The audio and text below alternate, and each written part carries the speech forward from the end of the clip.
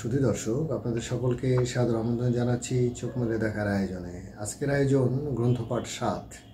আজকের গ্রন্থ ব্রাজিলের ৩টি ছোট গল্প।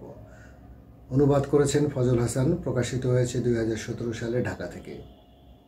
আজকের গল্পের শিরোনাম প্যান্ডোরার বাক্স।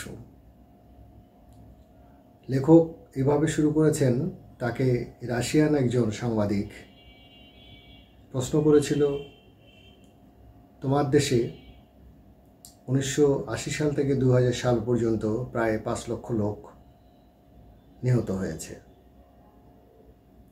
এর বিষয়ে তোমার মতামত কি? এর উত্তরে লেখক বলেছেন, এই বিষয়টি আমার জানা নেই, তবে আমি এর সাথে একমত নই। সাংবাদিক তখন তাকে প্রশ্ন করেছে, তোমার দেশের একটি ইনস্টিটিউট জিওগ্রাফি অ্যান্ড স্ট্যাটিস্টিক্স থেকে একটি প্রতিবেদন বা পরিসংখ্যান তৈরি করা হয়েছে, তুমি চাইলেই পরিসংখ্যানটি দেখতে পারো। এরপরে ফজল হাসান অনুবাদক লেখকের উদ্ধৃতি দিয়ে বলছেন, লেখক আপন মনে ভাবতে থাকে যে এই তার দেশের পরিসংখ্যান সাগর মহাসাগর পেরিয়ে অন্য দেশে ছড়িয়ে পড়েছে এবং তার মধ্যে একটা ভিন্ন মিশ্র বিষণ্ণতা কাজ করে। ব্রাজিলের লোকজন কি ভাবছে সেটির জন্য পৃথিবী সেখানে কিন্তু স্তব্ধ হয়ে নেই। এরপরেই লেখক তার অন্য একটি ঘটনার কথা বলছেন। তার একজন মহিলা বান্ধবীকে নিয়ে সে রাস্তায় হাঁটছিল। হাঁটতে হাঁটতে তাদের মধ্যে অনেক কথা হচ্ছিল। তার মহিলা সঙ্গীকে লেখক প্রশ্ন করে, লেবাননের বৈরুতে তোমরা যেখানে বসবাস করো সেখানে বহু ধরনের ধ্বংসযজ্ঞ চালানো হয়েছে, তোমরা এই শহরটি রক্ষা করার জন্য বা পুনর্গঠনের জন্য ভাবছ কেন? তখন তার সেই মহিলা সঙ্গী উত্তর দিয়েছিল, আমাদের বৈরুত এই শহরটি প্রায় 7 বার ধ্বংসস্তূপে পরিণত হয়েছে, কিন্তু আমরা বিশ্বাস করি এটি আমাদের শহর, আমরা কেন শহর ত্যাগ করব? এখানে আমাদের পূর্ব প্রজন্ম রয়েছে, তাদের এখানে কবর রয়েছে, তারা এখানে শায়িত রয়েছেন, এখানে আমরা বড় হয়েছি, আমাদের এখানে আত্মীয় স্বজন রয়েছে, এখানেই আমাদের স্বপ্ন, এটাই আমাদের শিকড়। যত আক্রমণ ধ্বংসযজ্ঞই হোক না কেন, আমরা আমাদের এই মাটি কেন ত্যাগ করব? এই পাল্টা প্রশ্ন ছুড়ে দিয়ে তার মহিলা সঙ্গী কিন্তু তাকে অনেকটাই ভিন্ন এক চিন্তার জগতে আলোড়িত করেছিল। এরপরেই আমরা দেখি লেখক অন্য একটি ঘটনার অবতারণা করছেন। তিনি একটি গল্প উপস্থাপন করছেন এবং সেই গল্পটির শিরোনাম আজকের আমি যে বিষয়টি যে গল্পটি উপস্থাপন করছি সেই গল্পের শিরোনাম প্যান্ডোরার বাক্স। লেখক বলছেন যে জিউস দেবতা প্রমেথিউসের সাথে চণ্ডভাবে ক্ষুব্ধ হয়েছিলেন। প্রমেথিউস আগুন চুরি করেছিলেন মৃত ব্যক্তিদের দেহ উষ্ণ রাখবার জন্য। প্রমেথিউসের ভাই ইমোথিউস তিনিও ছিলেন প্রমেথিউসের মতোই উপকারী মানসিকতার, কল্যাণমূলক মানসিকতার। জিউস তাকে শাস্তি দেবার জন্য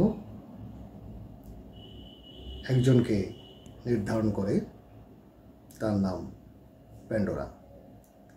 প্যান্ডোরাকে নির্দেশ দেওয়া হয় সে প্রমেথিউসের ছোট ভাইকে বিয়ে করবে, যার নাম ইমোথিউস।